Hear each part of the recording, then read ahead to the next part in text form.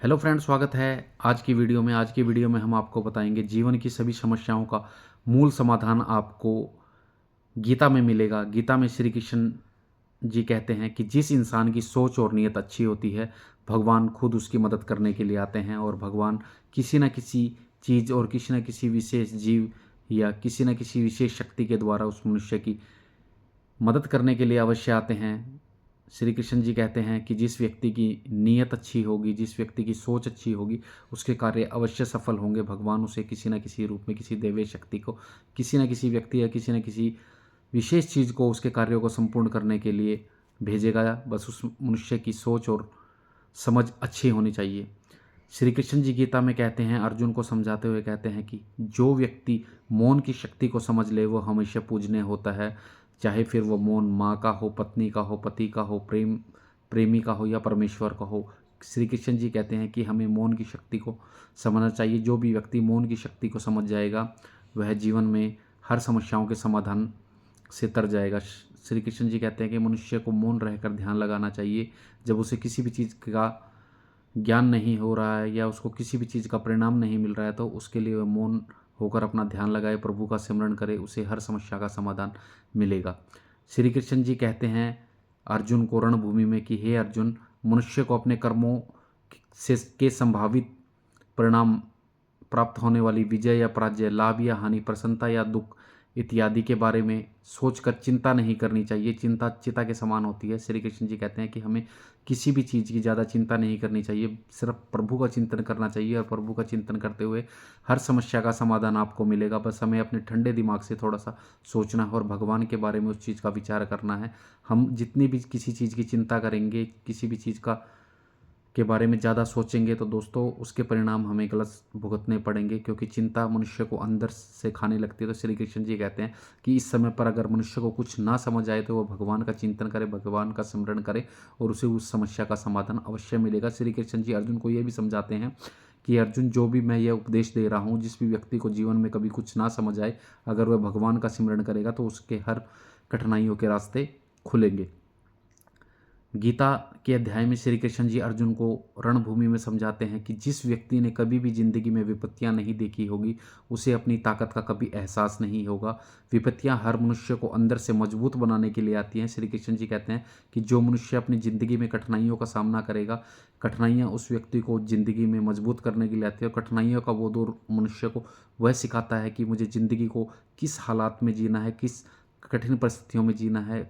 कठिनाइयाँ व्यक्ति को हमेशा मजबूत बनाने के लिए आती है। श्री कृष्ण जी कहते हैं कि ज़िंदगी में अगर कभी तुम्हारा कठिन समय आ जाए तो उससे तुम्हें घबराना नहीं चाहिए, उसे तुम्हें अपने जीवन में सरल भाव से लेना चाहिए और परमात्मा का सिमरण करते हुए ज़िंदगी में आगे बढ़ना चाहिए। कठिनाइयाँ हमेशा तुम्हें मजबूत बनाने के लिए आएगी और कठिनाइयाँ तुम्हें वह क्षण दिखाएगी कि इस क्षण में तुम्हारा कौन है और कौन तुम्हें चाहता है और कौन तुम्हारा अपना, कौन तुम्हारा पराया है। यह क्षण तुम्हें, विपत्ति भरा क्षण तुम्हें ही मजबूत बनाने आएगा और ज़िंदगी के में हमेशा तुम्हें यह मजबूत करने वाला क्षण होगा। तो दोस्तों, कभी भी ज़िंदगी में हमें कठिनाइयों से नहीं घबराना चाहिए। श्री कृष्ण जी कहते हैं कि मैं मनुष्य को मजबूत बनाने के लिए समय समय पर उसकी परीक्षाएं लेता रहता हूँ और उसको कठिन से कठिन कार्य देता रहता हूँ। जो भी व्यक्ति कठिन से कठिन कार्य को करने में सक्षम होता है तो वो ज़िंदगी के हर क्षण को आसानी से पार करेगा। श्री कृष्ण जी अपने गीता के अध्याय के उपदेश में, अगले अध्याय में अर्जुन को कहते हैं कि प्रशंसा चाहे कितने भी करो, परंतु अपमान हमें किसी भी व्यक्ति का बहुत सोच समझ कर करना चाहिए, क्योंकि अपमान वो उधार है जो अवसर मिलने पर व्यक्ति ब्याज समेत चुकाता है। तो श्री कृष्ण जी कहते हैं कि हम किसी की प्रशंसा करें या ना करें, मगर अगर हम किसी का अपमान कर रहे हैं तो उसको बहुत सोच समझ कर करना चाहिए। समय आने पर वह व्यक्ति आप द्वारा किए हुए अपमान को 4 गुना भाव से आपको वापस लौटाएगा और आपको वह ब्याज समेत वह अपमान मिलेगा। तो श्री कृष्ण जी अर्जुन को समझाते हुए कहते हैं कि हमें किसी भी व्यक्ति का अपमान नहीं करना चाहिए, उसकी शक्तियों का हमें अपमान नहीं करना चाहिए, उसको कभी भी हमें नीचा नहीं दिखाना चाहिए, हमें हर व्यक्ति का सम्मान करना चाहिए। अगले अध्याय में श्री कृष्ण जी अर्जुन को कहते हैं कि मनुष्य को अहंकार नहीं करना चाहिए, अहंकार ही मनुष्य का विनाश करती है। अहंकार में आकर मनुष्य को बहुत परिणाम भुगतने पड़ते हैं। अहंकार, गुस्सा, क्रोध मनुष्य को विनाश की तरफ लेकर जाता है। तो श्री कृष्ण जी कहते हैं कि अहंकार मनुष्य को कभी नहीं करना चाहिए, प्रभु का स्मरण करते हुए आगे बढ़ना चाहिए। अगर हम अहंकार करेंगे तो ज़िंदगी हमारी नरक हो जाएगी और मनुष्य को बहुत विपत्तियां सहनी पड़ेंगी। अहंकार में बड़े से बड़े व्यक्ति का विनाश हुआ तो श्री कृष्ण जी अर्जुन को समझाते हैं।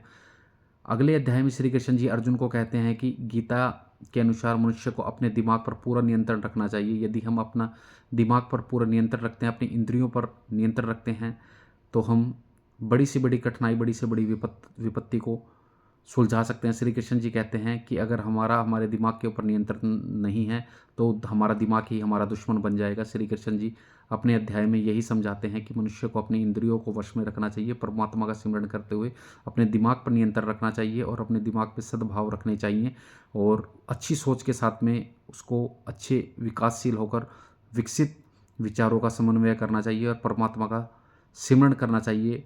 तो गीता के यही उपदेश अर्जुन को श्री कृष्ण ने रणभूमि में सिखाए थे। जब रणभूमि में अर्जुन विचलित हो जाते हैं तब श्री कृष्ण जी ने उनका युद्ध में मनोबल बढ़ाया और रणभूमि में उनको वो उपदेश दिए जो मनुष्य की हर समस्या का समाधान गीता में उन्होंने बताया है। तो दोस्तों, अगर जब भी आपको कभी जीवन में समस्याएं पैदा होने लगे तो दोस्तों विचलित ना हो, उस समय पर आप गीता का अध्ययन कीजिए, परमात्मा का सिमरण कीजिए और कठिन से कठिन समय में जब भी आपको कोई परेशानियां या कठिनाइयां घेर लें तो उस समय पर परमात्मा का सिमरण करते हुए गीता अगर आप पढ़ सकते हैं तो गीता को पढ़िए।